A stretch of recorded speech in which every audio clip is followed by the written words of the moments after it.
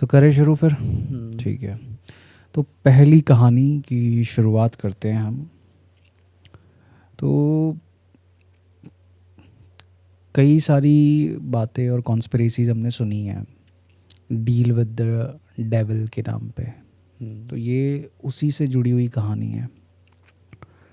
तो एक बंदा हुआ रॉबर्ट जॉनसन के नाम से, very very famous blues guitarist. तो ब्लूज़ क्या है? एक जॉनरा ऑफ म्यूज़िक है जो ब्लैक लोगों ने ही बनाया था। जिस टाइम पे यूएस में स्लेव लेबर हुआ करती थी, वाइट लोगों के पास स्लेव हुआ करते थे और वो बड़े बड़े कॉटन फील्ड्स में उनसे काम कराया करते थे। तो उस टाइम पे, ये उस टाइम की बात है। तो जो रॉबर्ट जॉनसन था उसको म्यूज़िक का बड़ा शौक़ था, गिटार वगैरह बजाने का। तो एक जो म्यूज़िक का जॉनरा होता है हारमोनिका, तो उसमें मतलब काफ़ी अच्छा था। और पर ब्लूज़ जो गायकी थी, जो जॉनरा ऑफ म्यूज़िक था, क्योंकि ब्लूज़ में जो है ना गिटार का बहुत बड़ा रोल होता है और उसके साथ सिंगिंग करी जाती है, तो वो उतना अच्छा नहीं था उसमें। तो जैसे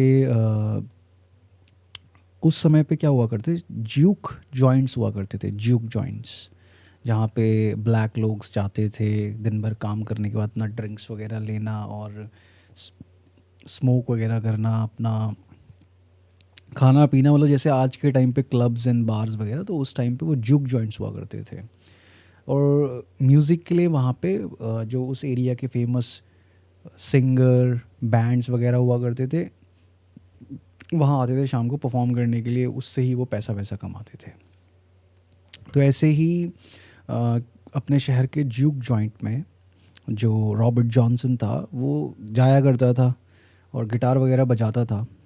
तो उसके साथ के जो और सिंगर्स थे, उससे सीनियर्स जो थे, तो उन्होंने उसको सलाह दी कि यार तेरा जो ब्लूज़ है ना वो उतना बढ़िया नहीं है, तो तू जो हारमोनिका है, जो तू बजाता है हारमोनिका जॉनरा का म्यूज़िक, तो उसमें ही ट्राई कर, नहीं तो फिर तेरे को बहुत मेहनत करनी पड़ेगी ब्लूज़ म्यूज़िक के लिए। तो अब होता क्या है भाई कि एक रात उसको कोई इंसान ऐसे ही मजाक मजाक में बोल देता है कि अगर तुम्हें ब्लूज़ सीखना है तो तुम क्या करो कि यार इस शहर से जब बाहर की तरफ जाओगे तो रात के 12:30 बजे 12:30 क्रॉस रोड के पास तुम्हें एक बंदा मिलेगा, ठीक है? तो उसके पास जाना और उसको बता देना तुम्हें क्या चाहिए, तुम्हें ब्लूज़ म्यूज़िक सीखना है, उससे ये कह देना तुम। तो कहते हैं कि ठीक है। तो बोलते हैं कि उस समय के बाद जो रॉबर्ट जॉनसन था वो कुछ समय के लिए, मतलब कहते हैं कि बहुत ज़्यादा दिखता नहीं था लोगों को। ऐसा नहीं था कि वो गायब हो गया था पूरी तरीके से, बट बहुत ज़्यादा नहीं दिखता था लोगों को। तो वो गया था मिलने? बताते हैं, बताऊंगा आगे बात। बहुत ज़्यादा नहीं दिखता था लोगों को। फिर क्या हुआ कुछ समय, और उसने जो क्लब्स वगैरह थे उसमें भी काफ़ी कम जो ब्लूज़ म्यूज़िक था वो बजाना बहुत कर दिया, कम कर दिया था उसने बहुत। अब फिर कुछ समय बाद जब उसकी वापसी होती है, जब वो दोबारा से सारे ज्यूक जॉइंट्स में, वहाँ के पब्स वगैरह में म्यूज़िक बजाने लग जाता है, तो जब उसको लोग दोबारा सुनते हैं इतने लंबे समय बाद, तो मतलब लोगों को अपने कानों पे विश्वास नहीं होता है कि ये वही रॉबर्ट जॉनसन है जो मतलब अभी कुछ समय पहले, कुछ समय भी ऐसा नहीं कह रहा कि मतलब 2 साल 3 साल का गैप हो गया, महीने, 2 ढाई 3 महीने 4 महीनों के गैप पे, कि ये इतना कमाल का गिटार कैसे बजा रहा है, how he is able to do all this singing, मतलब इतने शॉर्ट पीरियड ऑफ टाइम में। अब जो भी था वो बहुत फेमस हो गया, मतलब फिर डिफरेंट डिफरेंट सिटीज़ में वो ट्रैवल करने लगा।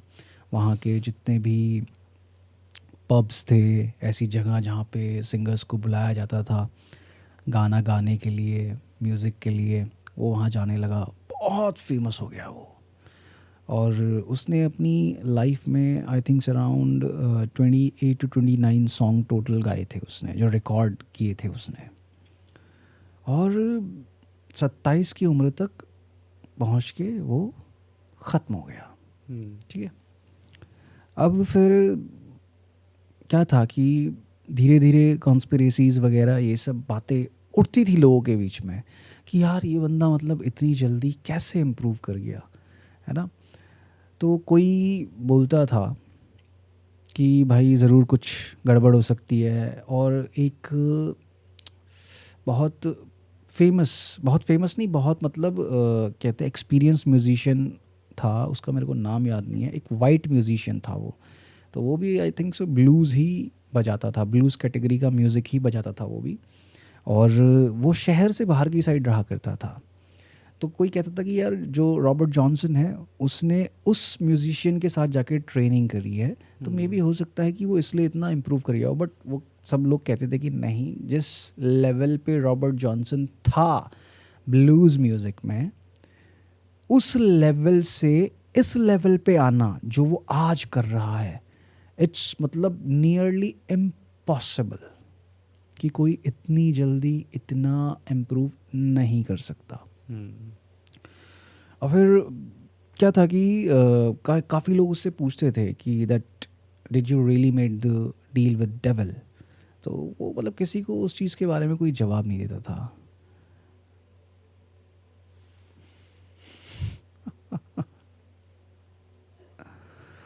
As usual. यहाँ तूने डेविल का नाम लिया तो इशारे होने लग गए। तो चलो अब कंटिन्यू करते हैं। वैसे मैं सोच भी रहा था कि मैं ये मतलब स्टोरी बताऊं कि नहीं बताऊं आज, क्योंकि इस स्टोरी को कंप्लीट करने के बाद मैं बताऊंगा कि ऐसा क्यों। तो होता क्या है कि जब ये सारी बातें चल रही थी, तो रॉबर्ट जॉनसन का एक गाना है द क्रॉस रोड ब्लूज, जिस गाने में एक लाइन है कि that at the crossroads I met with the devil and I kneel down. इस तरीके से लाइन्स हैं उसकी। तो गूगल पे सर्च करके देखिए Cross Road Blues famous lines. So ये सब मशहूर थी उसके बारे में चीज़ें। तो वो जो गाना है बेसिकली, वो गाना ही इस कॉन्स्पिरेसी का बेसिस है, और लोग यही कहते हैं कि जिस इंसान ने अपने गाने में साफ साफ कहा है कि उसकी आत्मा के ऊपर मतलब वो ना कि वो एक बोझ बन गया, अब वो बताना भी चाहता है लोगों को कि हाँ मेरे साथ क्या हुआ, मैंने किस तरीके से इस फेम को पाया, लेकिन वो क्लियरली बता भी नहीं पाता। तो उसने उस गाने के थ्रू एक सीक्रेटली जो अपना एक्सपीरियंस था वो बताया है। मिली तेरे को लाइंस? मिली तो है। Some famous lines from the song. I went to the crossroads, fell down on my knees, asked the Lord above, have mercy, save poor Bob, if you please. Yeah. Standing at the crossroad, I tried to flag a ride. Didn't nobody seems to know me, everybody passed by me. The sun going down, boy, dark going, catch me here. You can run. Tell my friend boy Willie Brown. अच्छा, कुछ वैसी line से तो जो बैठ रही हैं। हाँ, तो जो स्टार्टिंग में जो तूने लाइंस पढ़ी वो लाइंस हैं कि I went to the crossroads, I kneel down. हाँ, नहीं, नील डाउन तो वो बाद में बोला उसने। Okay, I went to the crossroads, फिर उसके बाद fell down on my knees and asked the Lord. तो ये चीज़ कि उसने खुद एक्सेप्ट करा है इस चीज़ को। तो जो कहानी आती है प्रॉपर, वो ये कहानी आती है कि जो उसके साथ जैसे ये है कि I went to the crossroads, fell down on my knees, asked the Lord above, have mercy, save poor Bob, if you please. Okay. कि मतलब कि अगर तुम चाहो तो बचा हाँ, लो। तुम चाहो तो मुझे बचा सकते हो, हम्म, है ना, पुअर बॉब। तो यही बताया गया। तो लोग यही कहते हैं कि इस गाने में ना उसने अपनी उस रात के एक्सपीरियंस को बताया है इनडायरेक्टली। और बोलते हैं कि वो रात को 12:30 बजे क्रॉस रोड्स को हिंदी में पता है क्या बोलते हैं? चौराहा। चौराहा बोलते ठीक है, हैं। अभी इससे भी इस चौराहे से रिलेटेड भी मेरे पास थ्योरी है खुद की। तो बताते हैं, जो मतलब कहानी फेमस है उसके बारे में, तो उसके साथ के जो लोग बताते हैं, जो उस समय रहे उसके साथ, कि रॉबर्ट जॉनसन रात के 12:30 बजे गया उस चौराहे पे, और वहाँ पे उसे एक एंटिटी मिली। हम्म, ठीक है, वो एंटिटी मतलब उससे काफ़ी, रॉबर्ट जॉनसन से मतलब हाइट में काफ़ी ऊंची थी। रॉबर्ट जॉनसन ने उससे कहा कि मुझे ब्लूज़ म्यूज़िक में मास्टर बनना है, I want to learn this music. तो उस एंटिटी ने रॉबर्ट जॉनसन से उसका गिटार मांगा। रॉबर्ट जॉनसन उसे अपना वो गिटार देता है, और वो एंटिटी रॉबर्ट जॉनसन के गिटार को ट्यून करती है, उसकी स्ट्रिंग्स को ट्यून करती है। जो तूने देखा ना गिटार के ऊपर जो नॉब्स होती हैं, उन नॉब्स से उन स्ट्रिंग्स को ट्यून किया जाता है। हाँ समझ गया, वो ठीक सेट है, किया जाता है पहले एग्जैक्टली। जिस टोन में तुम्हें चाहिए म्यूजिक। हाँ, तो वो जो सारा का सारा खेल उस चीज़ का होता है, स्ट्रिंग्स के ऊपर कितना स्ट्रेस है, कितनी टाइट है, कितनी लूज है। ठीक है, तो उसने उस स्ट्रिंग्स को ट्यून किया और उसको दे दिया, और उससे बोला कि बजाओ कोई भी धुन। और जब रॉबर्ट जॉनसन ने उस गिटार पे धुन बजानी शुरू करी, तो बस वो फिर उस रात रुका नहीं। और एक बड़ा फेमस किस्सा है, एक आदमी ये बताता है कि एक रात जब रॉबर्ट जॉनसन एक पब में परफॉर्म कर रहा था, तो पब का माहौल सबको पता है, आज के टाइम पे एक डार्क माहौल रहता है, लाइट्स वगैरह कम रहती हैं। तो उस समय भी लाइट्स वगैरह कम, सब अपनी सिगरेट्स एंड सिगार स्मोक कर रहे थे, ग्लासेस ड्रिंक कर रहे थे अपने, है ना। और रॉबर्ट जॉनसन स्टेज पे बैठा हुआ था एक टेबल के ऊपर, छोटी सी सिटिंग टेबल थी, उस पे बैठा हुआ था ये। और रॉबर्ट जॉनसन ने जब म्यूज़िक बजाना शुरू किया और सिंगिंग शुरू करी, तो वो इंसान ये बताता है कि उसे ऐसा फील हो रहा था कि रॉबर्ट जॉनसन का चेहरा नहीं दिखाई दे रहा है उसे, और गिटार बजाते बजाते गिटार का एक स्ट्रिंग टूट जाता है। गिटार के एक स्ट्रिंग टूटने का मतलब है कि वो पर्टिकुलर स्ट्रिंग जिस भी नोट को बजाने के लिए काम आएगा, अब आप वो नोट नहीं बजा सकते हो क्योंकि वो स्ट्रिंग टूट चुका है। बट उस रात रॉबर्ट जॉनसन ने म्यूज़िक का एक भी नोट मिस नहीं किया, जैसे कि उसके लिए वो स्ट्रिंग कभी टूटा ही ना हो। और जब पूरा परफॉर्मेंस ख़त्म हो जाता है और रॉबर्ट जॉनसन उस टेबल से खड़ा होता है, और जब वो देखता है कि उसकी गिटार का एक स्ट्रिंग टूटा हुआ है, तो बस उस टूटे हुए स्ट्रिंग को देख के वो आसमान की तरफ देखते हुए हंसता है, ऊपर छत की तरफ देखते हुए मुस्कुराता है, बस हंसता है। और बोलते कि उससे जुड़ी हुई ये कहानी इतनी फैल चुकी थी कि जो रॉबर्ट जॉनसन के स्टेज के बाद वाली जो फर्स्ट रो हुआ करती थी ना, उस फर्स्ट रो में कोई नहीं बैठा करता था, क्योंकि कहते थे कि जब वो म्यूज़िक प्ले करता था उसका ऑरा इतना ज़्यादा, कहें कि इंटिमिडेटिंग हो जाता था। इंटिमिडेटिंग इन द सेंस कि उसका म्यूज़िक जो था ना लोगों के ऊपर इस कदर हावी होता था कि जिस म्यूज़िक को सुन के लोगों को बहुत खुला हुआ महसूस होना चाहिए, है ना, एकदम ऐसा महसूस होना चाहिए कि वाह क्या सुहानी मज़ेदार शाम है, उसका म्यूज़िक सुन के लोगों के अंदर एक अजीब सी शांति छा जाती थी। तो इसलिए लोगों ने फर्स्ट रो में बैठना बंद कर दिया था कि वही चीज़ की कुछ मतलब नेगेटिव इम्पैक्ट ना पड़े रॉबर्ट जॉनसन की एनर्जीज़ का उन लोगों के ऊपर। अब ये तो रही बात की डील विद द डेविल, और उसके गाने में भी ये लाइंस मेंशन है जो हमने पढ़ के सुना दी हैं, हमारे व्यूवर्स चेक कर सकते हैं। क्रॉस रोड ब्लूज़ नाम है गाने का। अब होता क्या है कि उसकी डेथ भी बड़ी मिस्टीरियस थी। 27 साल का जब रॉबर्ट जॉनसन हो गया था तो अपने सिटी के ही एक जुक जॉइंट में रात को परफॉर्मेंस दे रहा था। रात को परफॉर्मेंस देने के बाद उस जुक जॉइंट का जो मालिक था, वो मालिक और उसकी वाइफ रॉबर्ट जॉनसन की तरफ आते हैं। रॉबर्ट जॉनसन की तरफ आते हैं तो रॉबर्ट जॉनसन उस जुक जॉइंट के मालिक की वाइफ से बात कर रहा होता है और साथ में रॉबर्ट जॉनसन के और दोस्त खड़े होते हैं। तो जैसे ही जुक जॉइंट का जो मालिक था वो रॉबर्ट जॉनसन की तरफ बढ़ता है और एक उसके हाथ में एक शराब की बोतल होती है और वो उस बोतल को उसकी तरफ बढ़ाता है कि ऑफ़र करने के लिए ड्रिंक।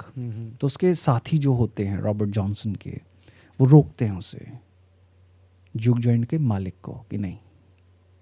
बट रॉबर्ट जॉनसन के चेहरे पे अलग सी मुस्कुराहट थी और वो अपने साथियों को रोकता है और वो बॉटल लेता है उससे ड्रिंक की, पोर करता है ग्लास में और उस ग्लास को पी लेता है। उस ड्रिंक को पीने के बाद रॉबर्ट जॉनसन को थोड़ी ही देर के बाद कुछ प्रॉब्लम महसूस होने लगती है अपने शरीर में। उसको पेट में दर्द होने लगता है। तो बट तब तक वो दर्द उतना ज़्यादा सीवियर नहीं था, उतना ज़्यादा भयानक नहीं हुआ था। वो जाके सो जाता है। जुक जॉइंट के पीछे ही उसको रूम दिया हुआ था, वो वहाँ जाके सो जाता है। और नेक्स्ट मॉर्निंग जब लोग उसको देखने आते हैं, रॉबर्ट जॉनसन की हालत बदतर हो चुकी थी। इतनी ख़राब हालत हो चुकी थी उसकी कि वो सांस भी इस तरह से ले रहा था कि उसको सांस लेने में भी दर्द हो रहा है जैसे। और ऐसे ही 2 दिन 3 दिन उसके साथ ऐसे ही चला और तीसरे दिन के बाद रॉबर्ट जॉनसन की मौत हो जाती है। तो पॉइजन दिया था उसको? नहीं था उस ड्रिंक में कुछ भी। तो फिर वो मना क्यों कर रहा था जो वो बंदा था? साथी जो थे उसके, वो मना क्यों कर रहे थे? वो मना सिर्फ इसलिए कर रहे थे कि शाम चल रही है, रॉबर्ट जॉनसन एक नामी हस्ती है, वो एक नॉर्मल इंसान नहीं है कि कोई भी उसको आके ड्रिंक ऑफर करे और रॉबर्ट जॉनसन हर किसी का ड्रिंक उठा के पी ले। नहीं। और उसके साथ के जो लोग थे उन्होंने ये कहा कि जब रॉबर्ट जॉनसन मर रहा था, व्हेन ही वाज डाइंग, वो एक सुकून में था, जैसे कि उसका ना एक बहुत बोझ हल्का हो गया है, कि जैसे वो अब आज़ाद हो रहा है इस तरीके से, वो उस दुनिया को छोड़ के गया है। और मतलब जब मैं एक पूरी कहानी मैंने सुनी, इसको समझा, और तो मेरे दिमाग में ना एक थॉट स्ट्राइक किया, जो क्रॉस रोड्स वाली बात है, चौराहे वाली। मैंने गूगल पे सर्च करा सबसे पहले तो कि क्रॉस रोड्स किसको, क्या, what's the meaning of crossroads, क्योंकि मेरे को चौराहे का जो सिनोनिम होता है इंग्लिश में राउंड अबाउट, वो पता था मेरे को। तो मैंने कहा ये क्रॉस रोड्स क्या है? तो crossroads is just American word for roundabout. मतलब राउंड अबाउट भी चौराहा ही होता है और क्रॉस रोड भी चौराहा होता है, बस अमेरिकन इंग्लिश में चौराहे को क्रॉस रोड्स बोलते हैं। और फिर मेरे दिमाग में पता नहीं अपने आप ही एक थॉट आया अलग से, जैसे कि हमारे इंडिया के कल्चर में क्या बोला जाता है कि यार रात को कभी भी किसी भी चौराहे पे देख के चलना चाहिए। हाँ, मतलब ज़्यादातर जो टोने वगैरह टोट के चौराहे पे होते हैं, ब्लैक मैजिक जिसे कहें, वो चौराहों पे किया जाता है। कोई भी अपनी, कहते हैं ना कि नेगेटिव चीज़ों को अपने ऊपर से हटा के चौराहे पे रखता है। तो फिर मेरा दिमाग ऐसे चलने लगा, मैंने कहा कि यार चौराहे पे रख रहे हैं हम, तो वो किसके लिए रख रहे हैं हम? There must be some entity जो उस चीज़ को कंज्यूम करने की ताकत रखती है।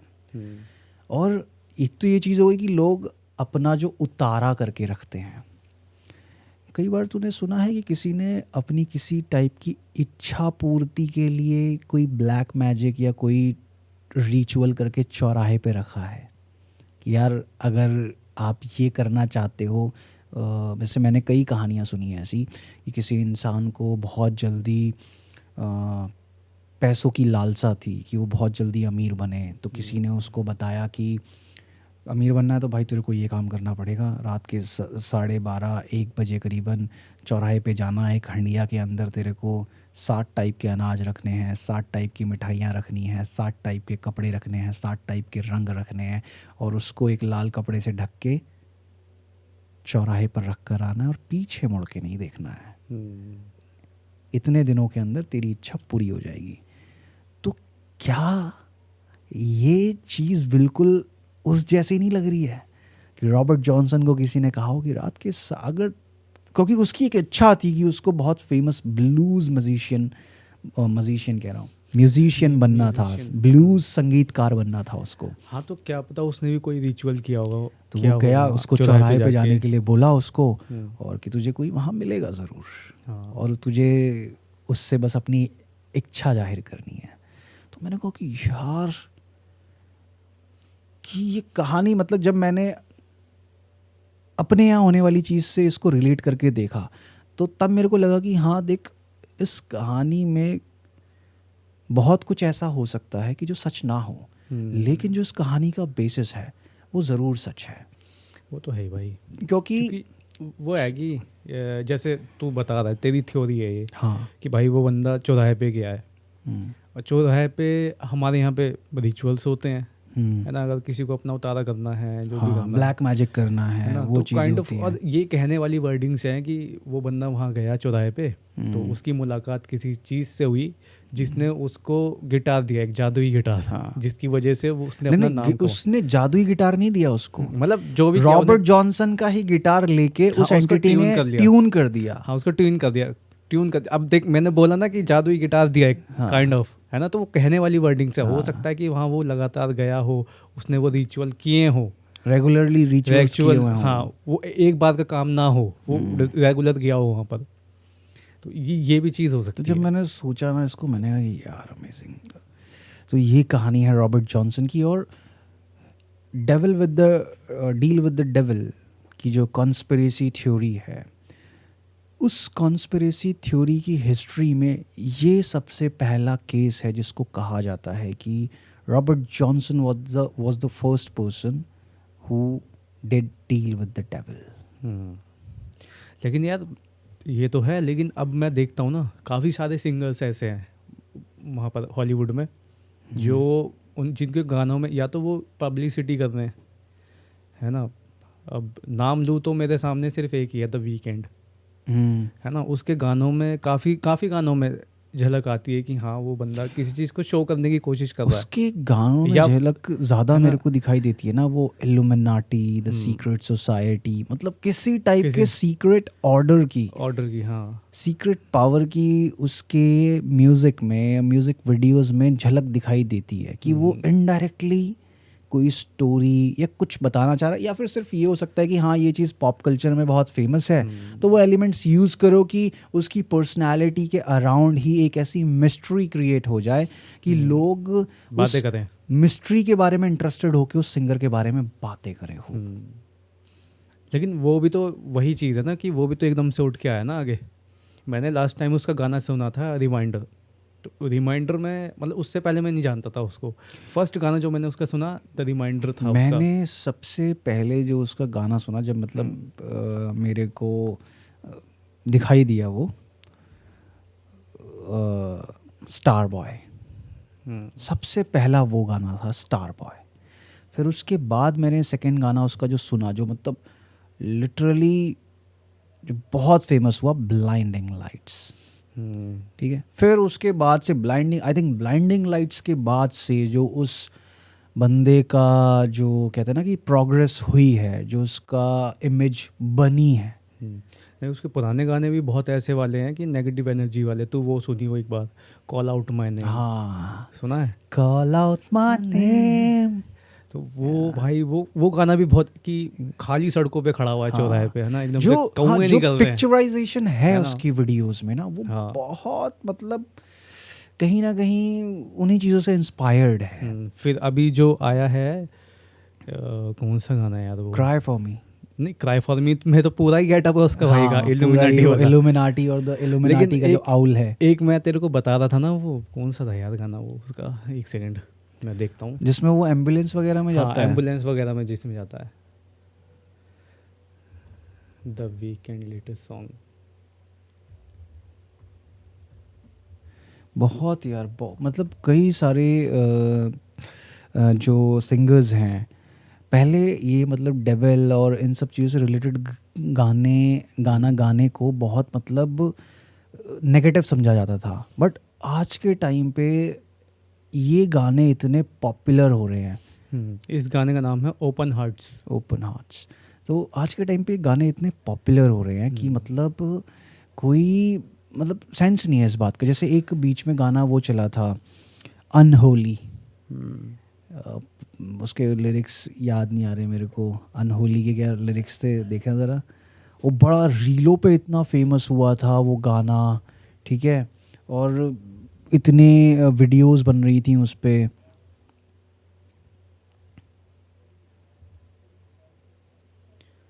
कौन सा चाहिए? मम्मी डोंट नो डैडी हाँ, getting hot. Yes yes, Okay. यही वाली। Mommy don't know that is getting hot. At the Barber body shop, body shop. body shop, At the body shop, doing doing something something unholy. भाई तो- इतना चला था ये गाना, हम्म, और पूरा का पूरा जो गाना है वो क्या कहते हैं, वीडियो देखेगा तो पूरा का पूरा वही इल्यूमिनाटी, डेविलिश इमेजरी, इन सब से भरा हुआ है। पॉप कल्चर में ज़्यादा ही चलता है ये सब, अब है ना? देख, लेकिन इसके यार ना मेरे को उनके- दो रीज़न दिखाई देते उनके हैं। व्यूज़ भी तो आ रहे हैं ना भाई, बिलियंस में व्यूज़ हैं। मैं कह रहा हूँ मजाक बात कि थोड़ी है। इस के पीछे मेरे को तो एक दो रीज़न दिखाई देते हैं। एक तो ये है कि भाई हाँ, सच में ही कुछ ऐसा हो सकता है कि एक सॉफ्ट इन्फ्लुएंसिंग करी जा रही हो, है ना, कि लोगों को इस तरफ अट्रैक्ट किया जाए, इस चीज़ को कूल बनाया जाए, सेक्सी बनाया जाए, कि इसकी तरफ अट्रैक्ट हो। ठीक है, वैसे भी हमारे देश की जनता तो कुछ ऐसी है कि मतलब उनको बाहर की चीज़ें ज़्यादा पसंद आती हैं, है ना? ठीक है, और इवन यहाँ तक कि उन्हें अपने लोगों को भी तो इन्फ्लुएंस और अट्रैक्ट करना है ना उन चीज़ों की तरफ, कि कोई ऐसा कल्ट बनाया जाए आगे चल के, उनका प्लान हो कुछ ऐसा करने का। तो इन चीज़ों को बहुत ज़्यादा सेक्सी बनाना है, उनको बहुत ज़्यादा फ्लैशी बनाना है। तो वो इस टाइप की, तो या तो सिर्फ ये है कि इस टाइप की चीज़ें करके वो सॉफ्ट इन्फ्लुएंसिंग कर रहे हैं और लिटरली कुछ बड़ा ही नेगेटिव प्लान चल रहा है। और या फिर सिर्फ ये हो सकता है कि उनको पता है कि लोगों के बीच में ये चीज़ें बड़ी ही क्या कहते हैं कि फेमस हैं और इनके पीछे बड़ी ही मिस्टीरियस स्टोरीज जुड़ी हुई हैं। तो अगर हम ये एलिमेंट्स अपनी मूवीज़ में यूज़ करेंगे या अपने सॉन्ग्स में यूज़ करेंगे तो कहानियाँ बनेंगी, बातें होंगी, और ये सब होगा तो पब्लिसिटी होगा तो व्यूज़ आएंगे तो दे विल गेट पॉपुलर होंगे तो फिर दे विल अर्न मनी। और पॉपुलर से याद आया, वीकेंड का एक और गाना पॉपुलर, यस, मैं हाँ, वो ये तो वही गाना साफ गाना है वो तो, साफ क्या गाना कहते हैं, क्या लिरिक्स है उसके, निकालना उसके लिरिक्स। पॉपुलर। पॉपुलर मडोना के साथ शायद उसका वो गाना है।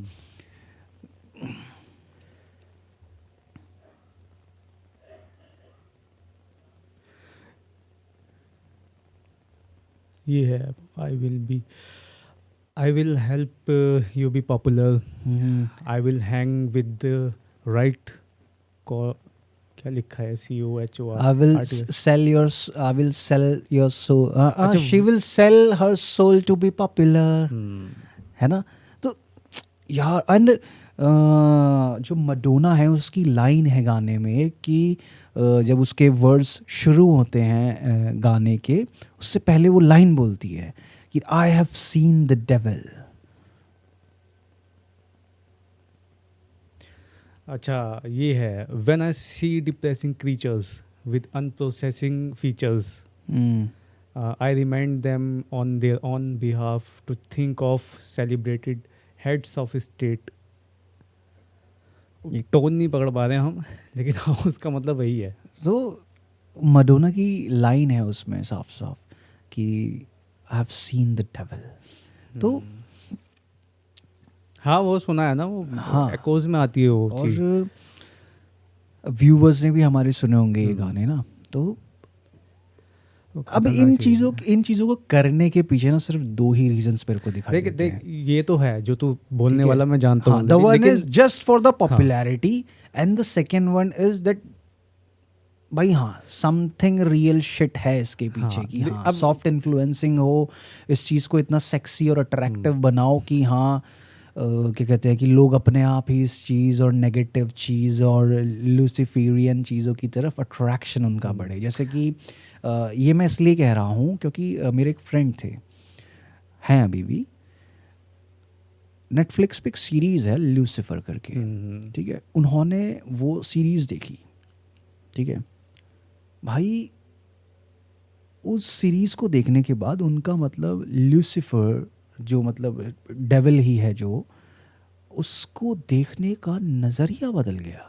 वो कहने लगे कि यार मैंने लूसीफर देखी यार भाई, मुझे मतलब देख के उसे ऐसा मन करा था कि यार मैं भी लूसीफर बन जाऊँ, मेरे पास भी ऐसी पावर आ जाए। मैंने कहा भाई तुम्हें डेविल बनना है क्या? कह रहा भाई डेविल वेविल नहीं है, वो लोगों ने बना रखा है उस बात को कि ऐसे डेविल बोल के ये सब, इमेज चेंज कर दी ठीक ना है। उसकी। तो मैंने कहा तुम्हें ऐसा क्यों लग रहा है? कह रहा भाई उस शो में। मैंने कहा भाई तुम कितने स्टूपिड हो, वो एक स्क्रिप्टेड शो है, रियल में लूसीफर वैसा थोड़े ही होगा जैसे दिखाया। मैंने कहा कि देखो ना अब तुम कैसे इन्फ्लुएंस हो गए हो कि उस एक्टर ने जिस तरह से उस कैरेक्टर को प्ले किया, उसकी पर्सनालिटी जैसी दिखाई गई है कि मतलब उसको एकदम इनविंसिबल दिखाया है, उसका चार्म ऐसा है कि कोई भी लड़की एकदम अट्रैक्ट हो जाती है उससे, है ना। तो जिस तरीके से पूरा शो डिज़ाइन है, मैंने कहा देखो तुम खुद हो गए सॉफ्ट इन्फ्लुएंस, तुम अभी खुद एक कह रहे हो बीच में अपने मुंह अभी से। एक बीच में एक बंदा भी तो लूसीफर को लेकर के हुआ था, बहुत फेमस, उसकी काफ़ी सारे लोगों ने मजाक भी उड़ाया उसका। अरे हाँ यार, वो कोई अपना था भी वो कोई इंडियन दिमाग से यूट्यूबर ही था वो, हाँ कोई हाँ, वो दिमाग से है पैदा, ना। उसने किताब लिखी थी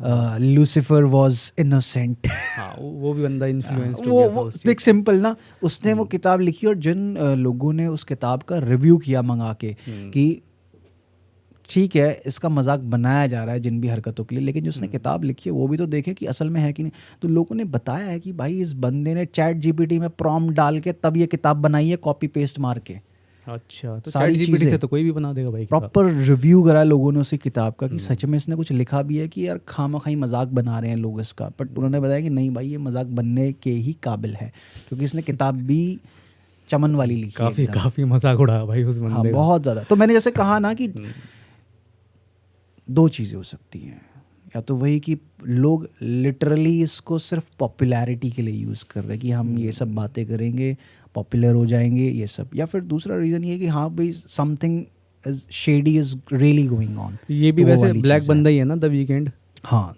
है ना। बाकी ब्लैक लोगों की तरह गाने नहीं बनाता ये, तो इसका जॉनरा बिल्कुल ही है ना? डिफरेंट है। मतलब इसका जो म्यूज़िक है बहुत मतलब रियली रियली वेरी डिफरेंट, मतलब बहुत ज़्यादा डिफरेंट। चलो अब चलते हैं अपनी नेक्स्ट से पहले मैं ये बता दूं, जैसे बीच में मैंने बताया था ना कि ये कहानियाँ और ये द डेविल कॉन्स्पिरेसी, इस चीज़ के ऊपर हम पहले पॉडकास्ट करने वाले थे बट हाँ वो अभी नहीं तो किया। बीच में तूने लाइन बोलती कि बाद में बताऊंगा, क्या बाद था में वो मतलब? बताऊंगा, नहीं किया। अच्छा, जब हम लोग पॉडकास्ट करने वाले थे अमन, जिस टाइम पे तू भी गिरा, मेरा भी एक्सीडेंट हुआ। हाँ मेरा भी एक्सीडेंट हुआ था, मेरे एक हफ्ते बाद या एक दो दिन बाद ही। नहीं, तू ठीक हो गया था। हाँ और ठीक पूरी तरह नहीं हुआ था, मतलब मतलब 4-5 दिन हो गए थे, रिकवरी हो रही थी तेरी, फिर तेरे गिरने के 4-5 दिन बाद ही मेरा एक्सीडेंट हो गया था, ठीक है। और जिस समय पे तेरा एक्सीडेंट हुआ था, मेरा एक्सीडेंट हुआ था, हम उस वीकेंड उन वीकेंड के आसपास हमने यही टॉपिक डिसाइड किया हुआ था कि हम इस टॉपिक को रिकॉर्ड करेंगे। तब हमने कहा था कि नहीं भाई हमने, और मतलब ये पॉडकास्ट भी हम डेविल कॉन्स्पिरेसी वाला नहीं होने वाला है, बस ये एक स्टोरी थी उस समय की जो मुझे लगा आज के पॉडकास्ट में बताने के लिए इंटरेस्टिंग रहेगी, तो इसलिए। और मतलब आज का पॉडकास्ट जो है वो है totally based on the mysteries of the world, क्योंकि अभी अमन की जो कहानियां हैं वो बिल्कुल ही डिफरेंट जॉनरा की होंगी, डिफरेंट मिस्ट्रीज की होंगी। तो लेकिन हाँ, तो इसलिए हमने उस समय पे इस पॉडकास्ट को अवॉइड कर दिया था। हाँ लेकिन ऐसे अच्छा तू सच बता कि यहाँ पे कभी कभी कुछ चीज़ें महसूस नहीं होती यार? जो एक साउंड्स आती हैं हमारे स्टूडियो में, मैं व्यूअर्स को बताना चाहूँगा कि जिन ट्राइपॉड्स पे हमने अपने कैमरास लगाए हुए हैं ना, उन कैमरास के ऊपर ऐसी साउंड आती है इस टाइप की, कि कोई नाखून से ट्राइपॉड के मेटल के ऊपर स्क्रैच कर रहा हो या फिर हिट कर रहा हो अपने नाखूनों को।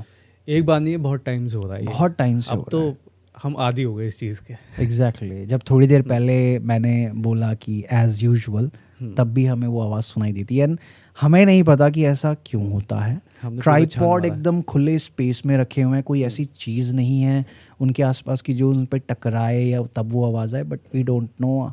तो जो हमें पुराने से सुनते आ रहे हैं ना, तो उनको पता, उन्होंने नोटिस किया है। हाँ। उन्होंने बताया है एग्जैक्टली कि तुम्हारे यहाँ पर कोई एंटिटी है जो बीच में खटखटा रही है। तो भगवान करे ऐसा ना हो। चलो कोई नहीं, नेक्स्ट टॉपिक है ना, नेक्स्ट स्टोरी की तरफ बढ़ते हैं। तो भाई ये स्टोरी है, इसको चाहे तो सुपर नेचुरल कह ले या कुछ ऐसे ही कुछ भी नाम दे सकता है, वैसे है उसी काइंड ऑफ ऐसी। तो एक बंदा था जिसका नाम था डॉन डेकर।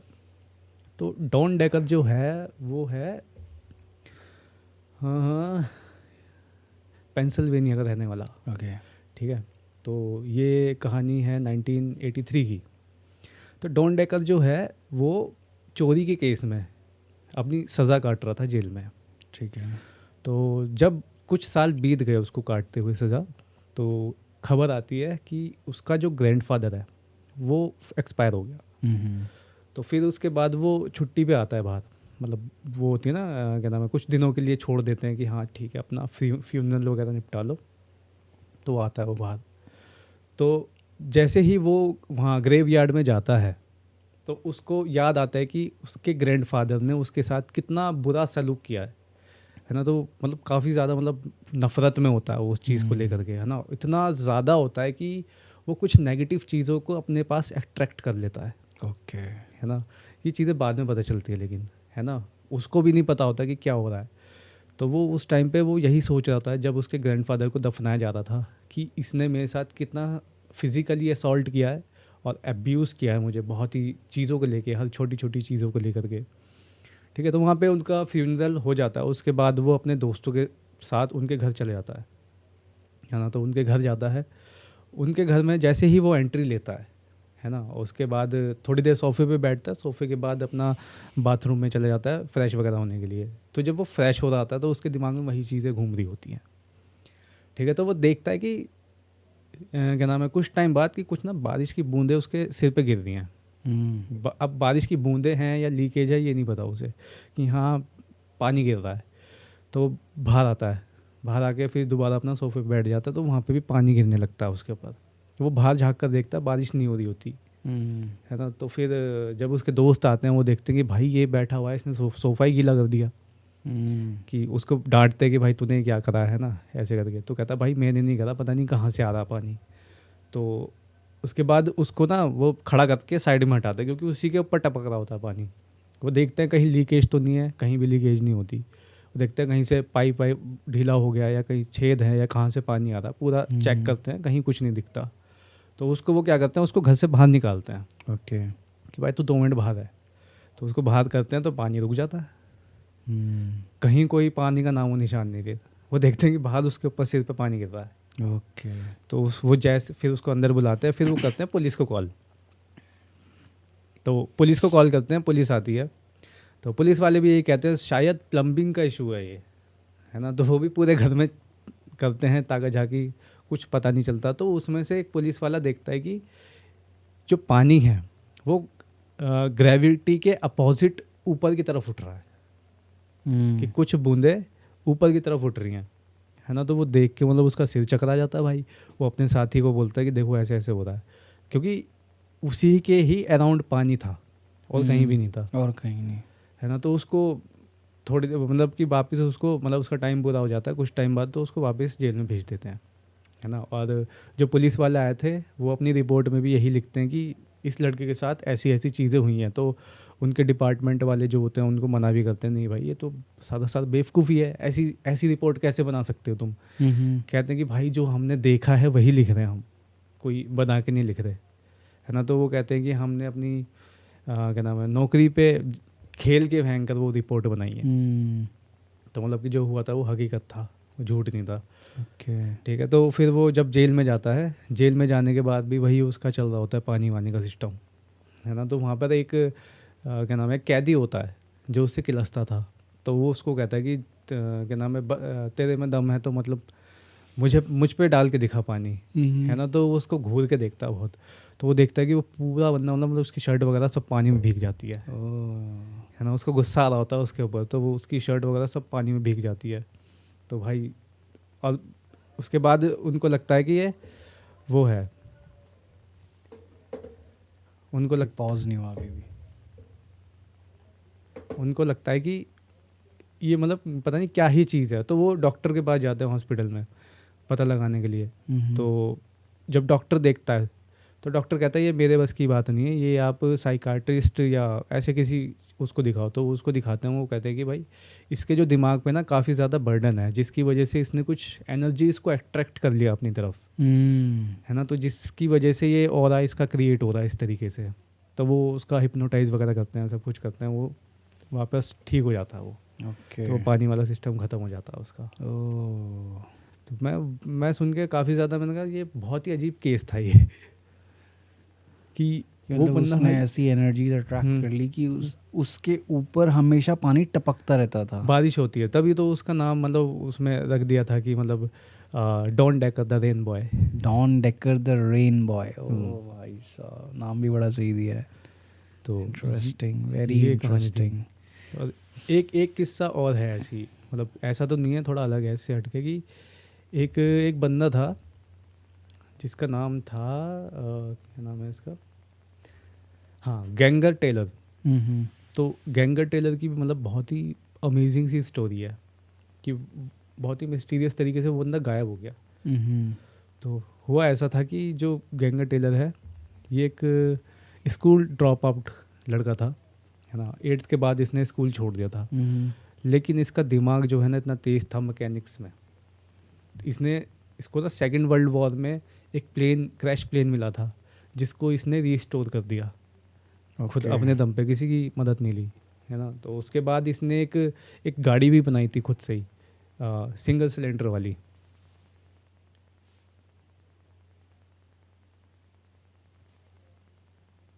एक आवाज़ आई मुझे ऐसे लगा कोई सांस लिया हो जिसने। मुझे भी आई यार, मेरे रोंगटे खड़े हो गए भाई। मेरे भी ऐसे करके आई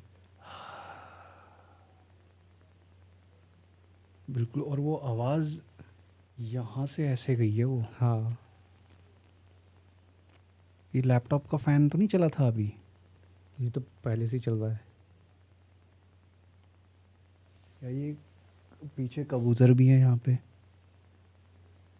है तो क्या करें। बट यार बहुत क्लियरली मेरे को सुनाई दिया है।